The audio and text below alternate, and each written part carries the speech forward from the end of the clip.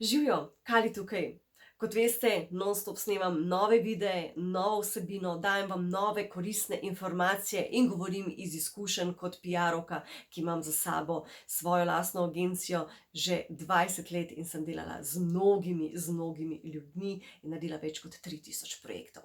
Tako da vse, kar vam govorim, je dejansko iz mojih lastnih izkušenj.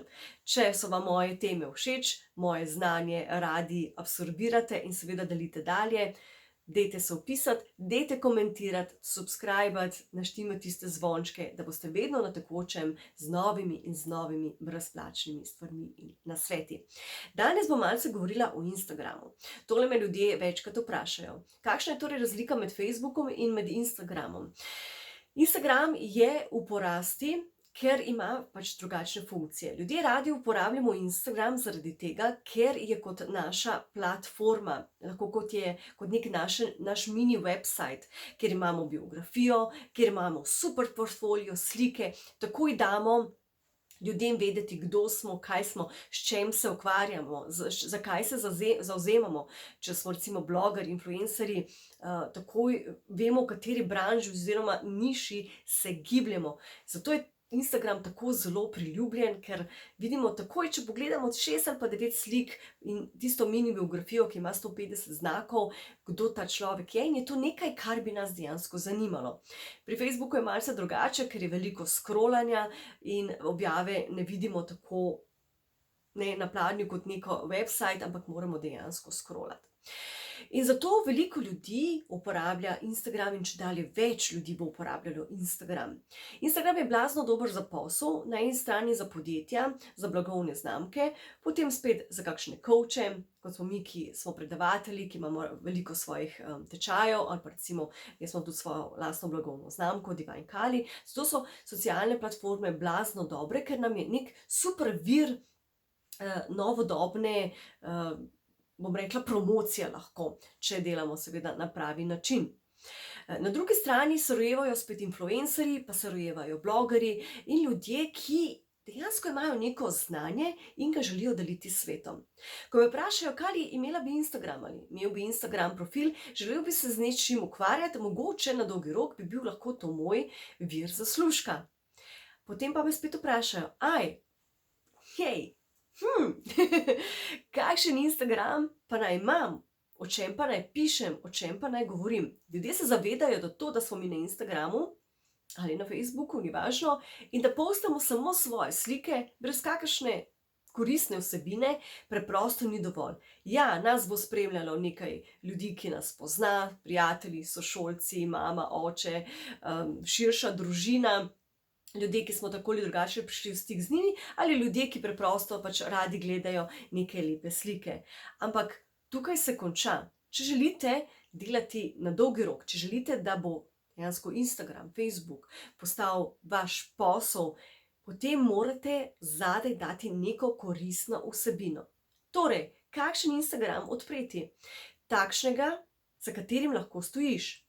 Kakšno vrednost lahko daš? Kaj te zanima? O čem rada govoriš, pišeš, kaj je tvoja strast. Če boste šli v neko branžo ali nišo samo zato, ker je popularna, v njej ne boste mogli dolgo obstati, zaradi tega, ker ne boste ali imeli dovolj znanja, ali nimate dovolj izkušenj, ali vam bo zmanjkalo tematike, ljudje vas bodo prebrali, bodo vedeli, da ne govorite iz sebe, da to dejansko ni vaša strast, ampak da delate nekaj, kar je moderno in popularno.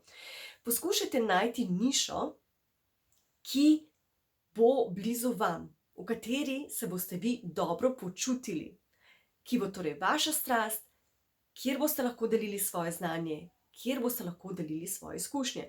Jaz sem torej na eni strani PR-ovka in ukvarjam se s social media promocijo in z organizacijo in z marketingom in to delam že 20 let, pa sem tudi energijska slikarka in imam torej svoj brand energijskih slik. Imam tudi modno agencijo in World Top Model Slovenija. Ampak to so okviri, v katerih se jaz gibljem kot nek coach, imam torej svoje spletne tečaje, online tečaje, govorim o stvareh, ki jih dejansko delam že dolgo časa in govorim iz izkušenj. Ne bom pa jaz zdaj odprla svoj Instagram profil in bom rekla, ok, ful je lahko dobra tržna niša, da jaz govorim o kavi. Imam zdaj cel Instagram in govorim in pišem samo o kavi. Ljudje, jaz kave ne pijem. Nikoli nisem, nikoli ne bom. Kako sem jaz kompetentna, da dejansko govorim o kavi, če to ni moja prava strast? Se pravi, na dolgi rok mi načeloma sigurno ne bo uspelo biti v tej branži in pisati, če to dejansko ni moja strast, če tukaj notri nimam znanje. In vedno izhajajte iz sebe, ne kopirati druge, ker ljudje bodo takoj, res na hitro poštekali, koga kopirate. Ne ljudi kopirati, ne ljudi preveč citirati. Ja, so vaši vzorniki, naj bodo, veliko berite, glejte, poslušajte podcaste, glejte stvari, ki vas zanimajo v tisti pač niši in branži.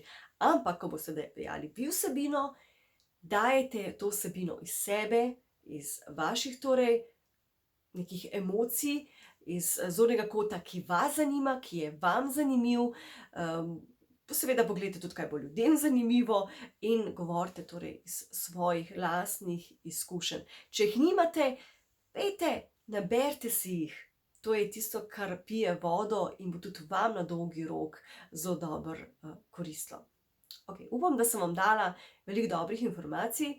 Predvsem vedno rečem, če ne veš, vzami v roke svinčnik in papir in piši in delaj brainstorming in si napiši torej, kaj je tvoja inspiracija, kje je tržna niša lahko zelo uspešna, se pravi, bolj ko smo ozki, bolj smo dejansko lahko uspešni, ker bomo imeli prave followerje, ljudi, ki jih bo res zanimala ta naša tema. Če smo modni oblikovalci, dajmo se specializirati ali samo na ženske, ali samo na moške, ali samo na otroke, ali samo na močnejše postave, ali samo na starejše.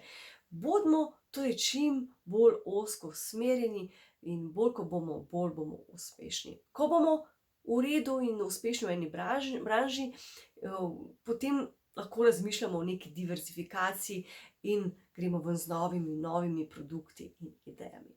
Tako da, pišite in sigurno boste našli nek dober proporcijo, torej kaj je vaša strast, v čem ste dobri, kaj obvladate, kje imate izkušnje in kaj boste dejansko lahko na dolgi rok peljali in kaj boste tudi v končni fazi lahko potržili.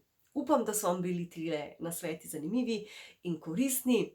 Thumbs up, šerite, lajkajte, subscribite in se vidimo naslednjič.